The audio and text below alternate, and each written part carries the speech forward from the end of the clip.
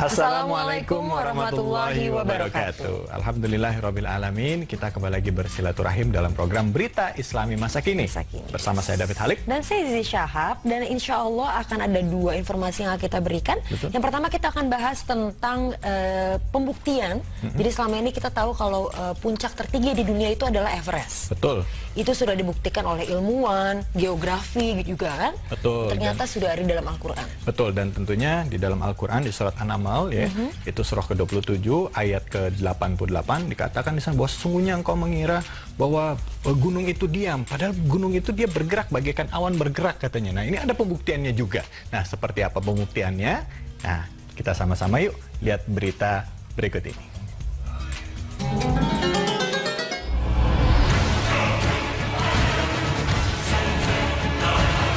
Bukti kebenaran Al-Quran di puncak Everest.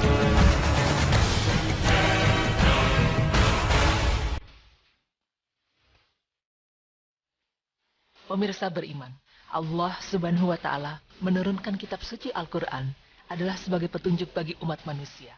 Melalui Al-Quran, Allah Subhanahu wa Ta'ala menurunkan pesan-pesannya kepada manusia untuk dijadikan pegangan dan pedoman hidup agar manusia sukses dalam menjalani kehidupan di dunia dan bahagia kelak di akhirat. Bahkan Napoleon, seorang orientalis berkebangsaan Prancis, mengatakan, "The principle of Quran with a line of tracking can lead man to happiness." Al-Quran adalah prinsip dan merupakan satu-satunya kitab suci yang dapat menghantarkan kepada kepulauan nan bahagia. Ungkapan tersebut mengisyaratkan bahwa Al-Quran bagaikan lampu penerang bagi kehidupan manusia, yang tak lain di dalamnya berisi petunjuk, perintah dan larangan bagi umat manusia, sehingga dapat dibedakan antara kebenaran dengan kebatilan. Sudah banyak sekali bukti-bukti nyata tentang kebenaran Al-Quran, mulai dari penemuan-penemuan ilmiah, keadaan alam, dan lain sebagainya. Dan kali ini, terdapat satu kasus lagi yang menjadi bukti kebenaran kitab suci yang dibawa Nabi Muhammad SAW, yaitu dengan ditemukannya bukti Al-Quran pada puncak Gunung Everest. Bukti apa yang didapat dari gunung tertinggi di dunia ini? Kali ini tim Berita Islami Masa Kini akan memaparkannya untuk Anda.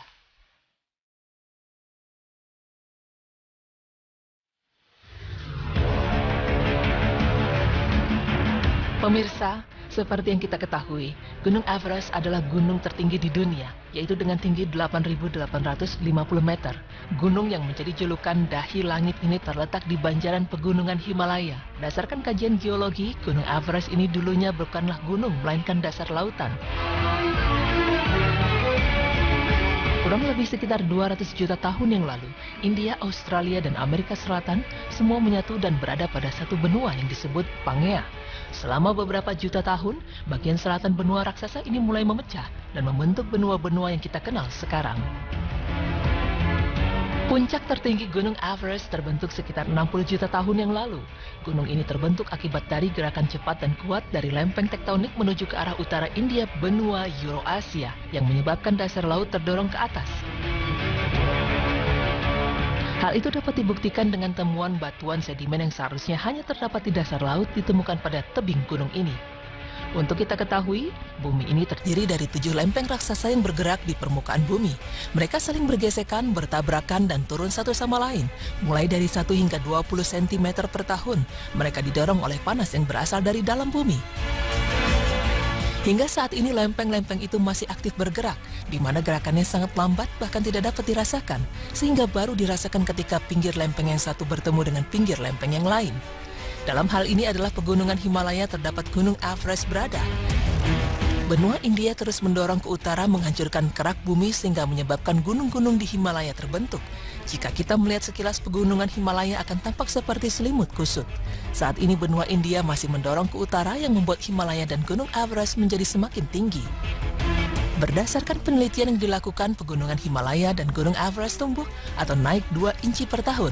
Mungkin dalam istilah manusia itu bukan berarti apa-apa, namun jika hal ini berlangsung puluhan juta tahun, mungkin bisa mencapai ratusan meter.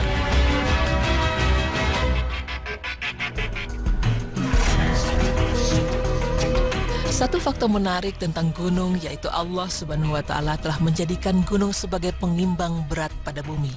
Karena itulah di setiap benua di dunia terdapat gunung yang kemudian diimbangkan dengan lembah-lembah di sekelilingnya.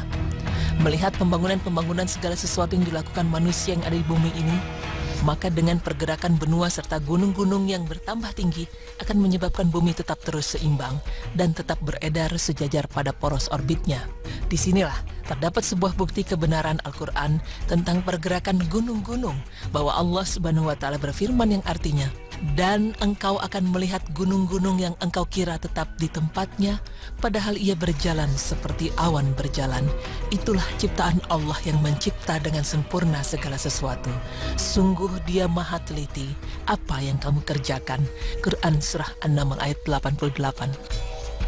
Bukan itu, kajian-kajian sains juga membuktikan bahwa daratan ini dahulu bersatu, kemudian berpecah dan bergerak hingga terbentuk benua serta lautan yang ada pada hari ini.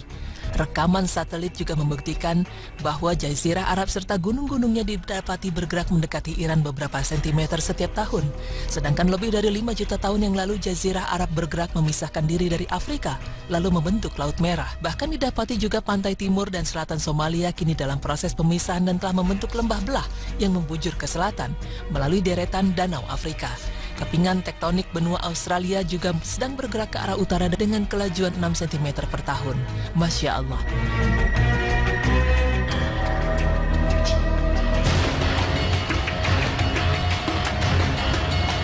Pemirsa beriman, dari dibuktikannya ayat-ayat Al-Quran tentang pergerakan gunung-gunung di muka bumi ini yang telah dibuktikan melalui penelitian-penelitian geologis, maka menambah deretan bukti nyata dan kebenaran Al-Quran yang telah ditemukan.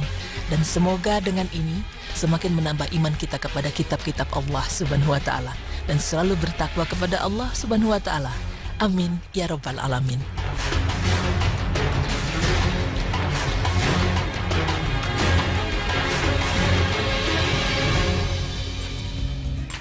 Subhanallah ya. Memang kalau di dalam Al-Quran diingat lagi bahwa tanda-tanda kebesaran Allah itu selalu ada di sekitar kita. Betul. Jika kita mau memikirkannya, dan bagi orang-orang yang berpikir katanya begitu. Makanya jadi kalau kita baca Al-Quran, jangan ragu lagi bahwa di dalamnya banyak kebenaran. Apalagi yang mau dibuktikan? Dulu di dalam Al-Quran ada dikatakan bahwa antara air asin dan air tawar itu mereka tidak akan terpisah satu sama lain. Itu di surah Ar-Rahman. Ternyata dibuktikan juga, ada juga di situ. Terus gunung yang tidak, bahwa gunung-gunung itu bergerak, bergeser seperti awan. Di dalam Al-Quran dikatakan begitu, ternyata secara sains bisa dibuktikan juga seperti yang tadi dikatakan. Jadi memang hal-hal yang baru dibuktikan sekarang sudah ada dari berabad-abad yang lalu, dari awalnya Al-Quran itu ada ya. Subhanallah, makanya kita jangan ragu baca Quran, kembali lagi kepada Quran, kita terapkan dalam kehidupan kita sehari-hari. Banyak ayat-ayat yang tersirat, tetapi di balik yang tersirat atau dalam tersirat itu ada sesuatu yang tersurat yang kita mungkin belum paham sekarang. Betul sekali. Insya Allah, ya. Dan insya Allah setelah ini kita akan bahas tentang anak-anak atau bayi-bayi korban dari kekejaman dunia, korban perang. Betul sekali. Dan bagaimana nasibnya mereka, terus siapa saja, bahwa sebenarnya kayak gitu udah terjadi zaman dulu. Jadi diingat dulu bahwa kisah tentang Fir'aun yang pada saat dia mendengar akan ada lahir orang yang akan mengganggu kekuasaannya, semua baik laki-laki dibunuhin. Dan kejadian seperti ini juga sampai sekarang pun terjadi. Sekali lagi anak-anak menjadi korban dan juga perempuan menjadi korban. Tapi jangan kemana-mana, kita akan kembali lagi tentunya hanya di sini di Berita Islami Masa Kini.